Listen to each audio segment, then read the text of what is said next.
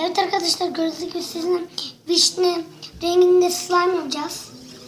Kabımız var. Malzemelerimiz kenarda. Evet. Kenarda şimdi İlk önce tutkalımızı dökelim. Güzelce döktük. Şimdi sen güzelce karıştır. Boyayı ekleyelim hemen. Boyamız burada. Bundan dökeceğiz. Evet. Karıştıralım. Çok güzel oldu. Evet, tabaktan çıkartalım mı? Ay be, boraksız dökelim şimdi. Boraksımız bu şekilde. Mona Lisa. hemen alayım, kapağını açayım. Evet, güzelce karıştırıyoruz.